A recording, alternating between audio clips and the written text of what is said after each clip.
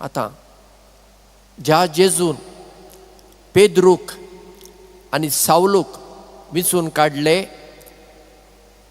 तो जेजू आमकांय विचून काडटा. आमकांय आमच्या अभ्यासा प्रमाणे आमच्या शिकपा प्रमाणे विचून काडल्यात. आमकांय एक मिसांव आसा आनी हे जेजूचे मिसांव आमी आमच्या जिवितांत पयलें जियोंक जाय. जेजूची बरी खबर आमच्या जिवितांतल्यान ती दुसऱ्या लोकांक मेळूंक जाय, बेश्टी तोंडांतल्यान न्हय. कितें आमी उलयता, कितें आमी दुसऱ्यांक सांगता तें पयलें आमी जियोवचें पडटा. आतां देखीक पळया, आतां हांव हांगा हांव तुमकां शर्मांव सांगता. शर्मांव सांगल्यार जालो? म्हजें जिवीत आनी शर्मांव लागीं लागीं आसूंक नाका. म्हणजे जें कितें हांव लोकांक सांगता तें हांवें पयलें जियोंक जाय.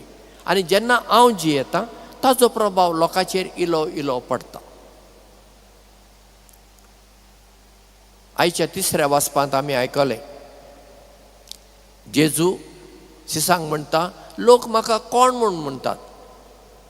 तांणी जाप दिली, कोण म्हणटा तूं एलिजा ओ जेरमायास ओ प्रवादांतलो कोण एकलो? पेद्रूनच खरी जाप दिली. पण जेजू मागीर फुडें म्हणटात, तुमी म्हाका कोण म्हूण म्हणटात? आज जेजू तोच प्रश्न आमकां दर एकल्याक विचारता, आमचें नांव काडून. चिंतुया, आमच्या मदल्या एकल्याचें नांव रॉनी. तर जेजू म्हणटा, रॉनी तूं म्हाका कोण म्हूण म्हणटाय?